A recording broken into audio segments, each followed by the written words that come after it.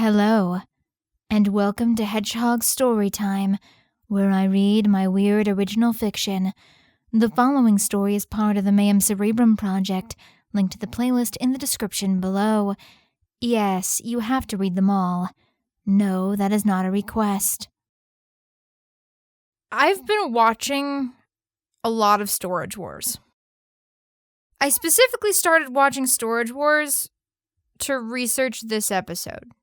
Not in this part, but the next part, because I was literally talking to Dragon and I said, okay, I need to do some research on auctions.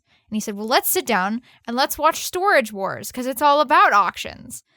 And now I'm in love with it. So thank you, Writer Brain, for finding me new media to enjoy. Anyway, without further ado, here is Rogue's Gallery, Part 1.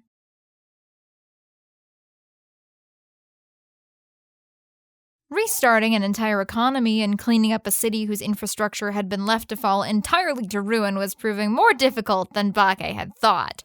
Even if he was able to shovel a lot of it in Kay's direction now, he still had to be the guy with the grand plan. He couldn't let her head get too big, after all. This was significantly cutting into his fucking and smoking time. That was irritating. But every once in a while, he got to give himself a little treat. Today, he and Jack were clearing out 6th Avenue. Sure, he told Malachi that his old buddies could stay there for a while, but a while had definitely run its course. It was high time those buildings stopped gathering dust and actually did something. It was like the rainforest or whatever. You had to cut down the old, big trees to give the new stuff the sunlight to grow. And 6th Avenue definitely consisted of a bunch of old, grody trees. There was only one dinosaur allowed in Discord, and that was Bake. So here they were, about ready to knock down the first door. Bake didn't really need to be here, but watching Jack make a bunch of assholes piss their pants sounded like a pretty good time. So, just how much piss are we talking here? Jack asked, grinning from ear to ear. Knock 'em around a little, but no blood. We want 'em scared, not dead. What if they resist? Bake laughed out loud, and it maybe took him a solid minute to recover. They're capitalists, Jack. What are they going to do, call a lawyer on us? I don't know. Surprise me. Aye, aye, Captain. Jack chuckled before sticking out a boot dyed an unnerving shade of red and kicking in the door.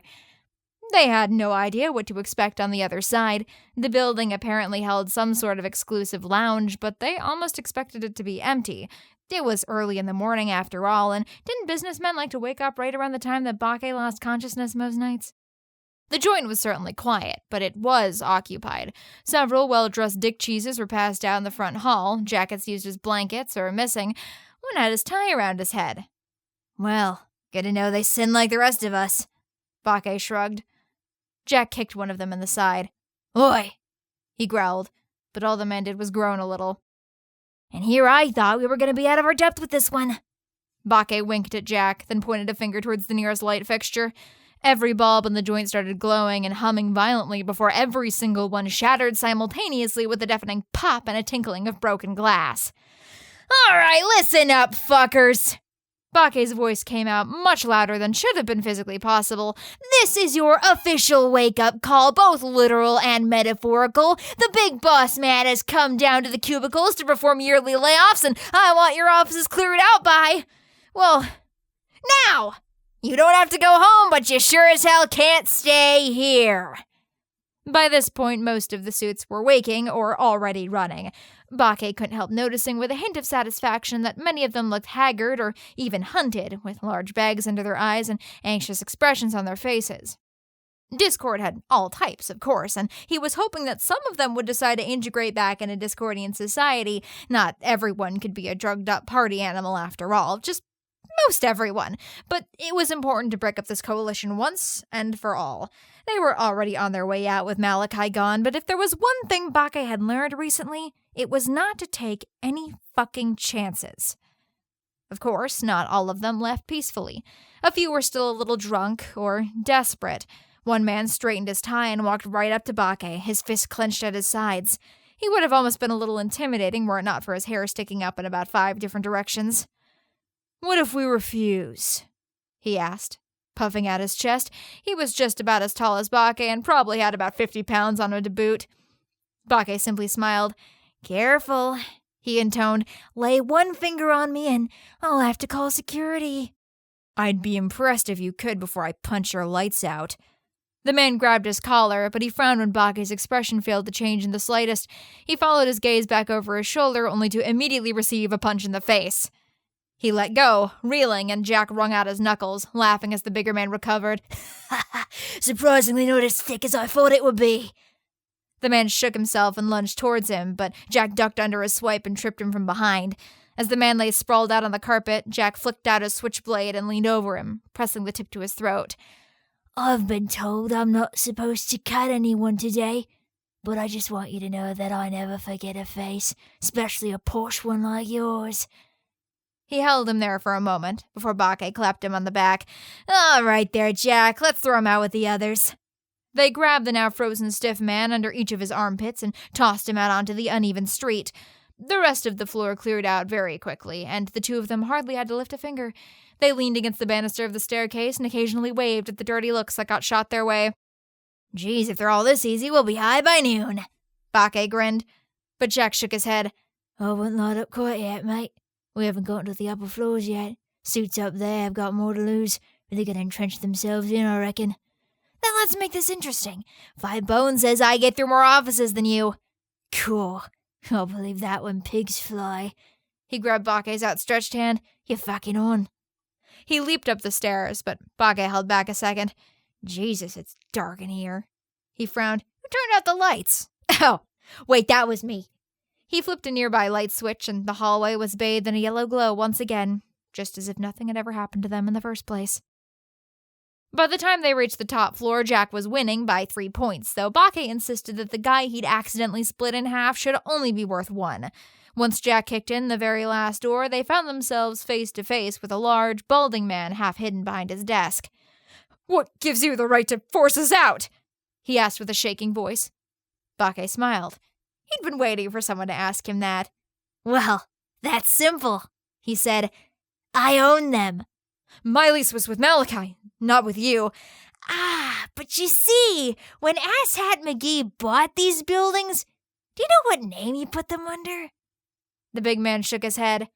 "The Tea Party!" Bake cackled. "Isn't that fucking stupid? 'Cause, see, I am the Tea Party.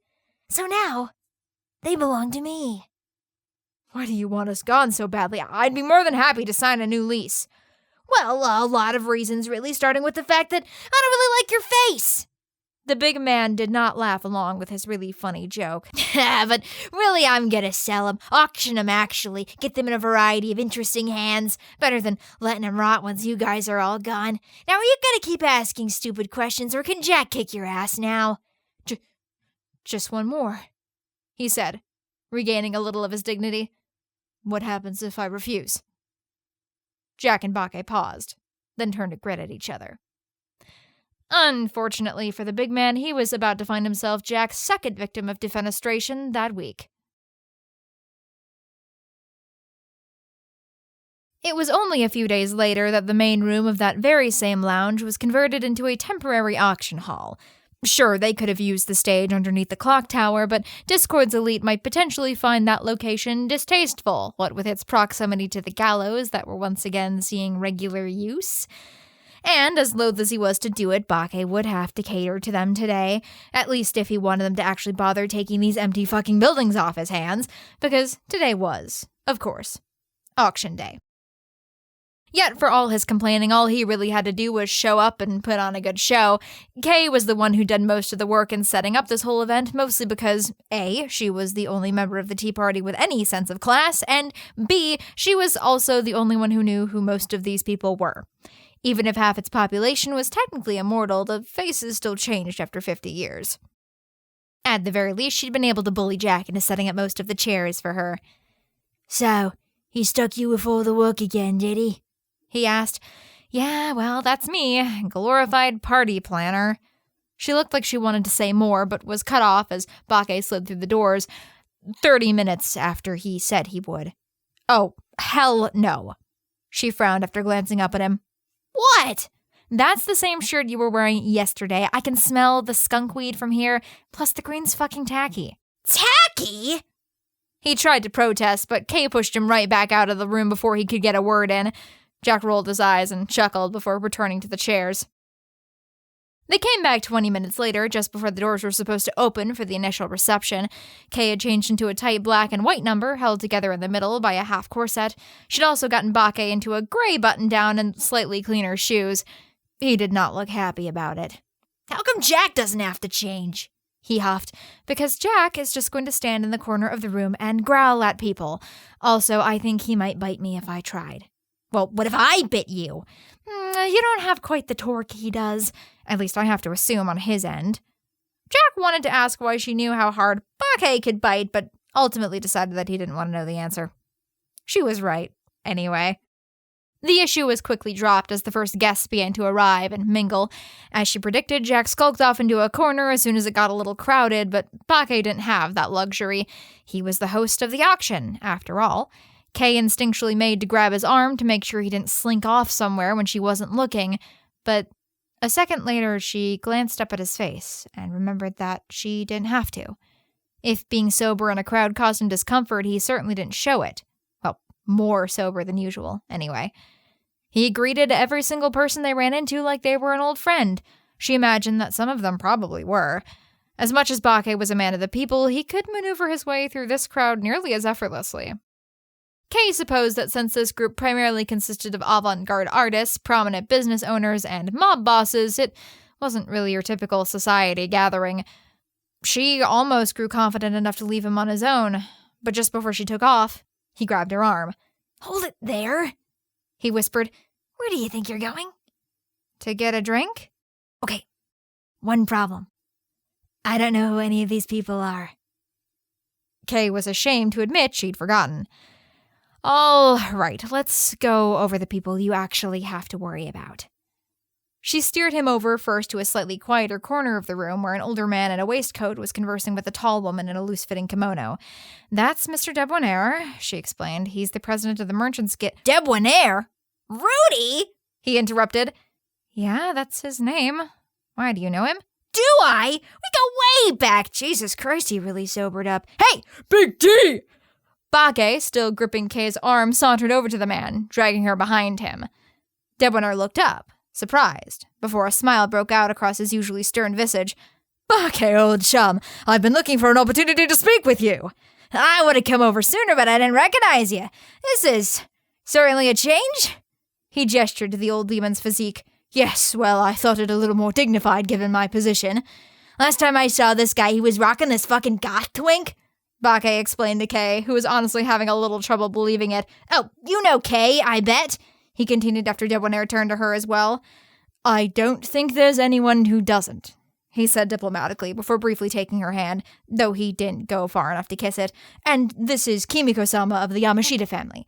He in turn gestured to his conversation partner.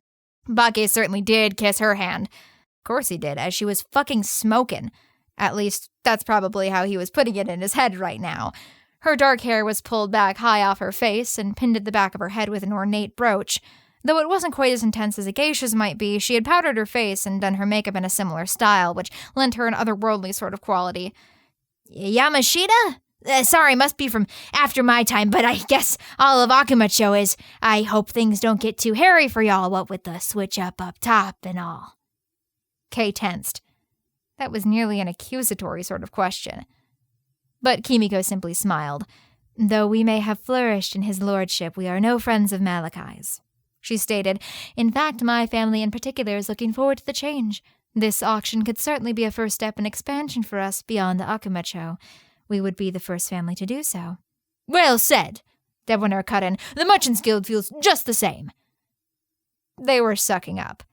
Kay knew that Bake hated when people did that.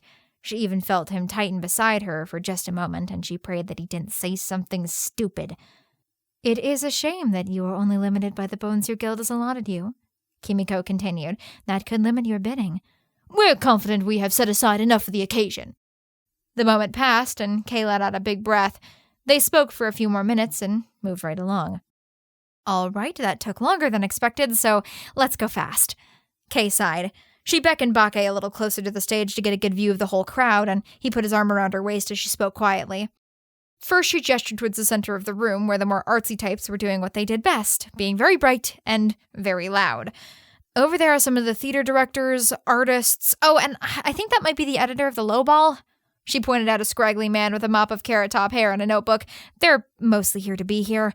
One person worth mentioning is that guy right there.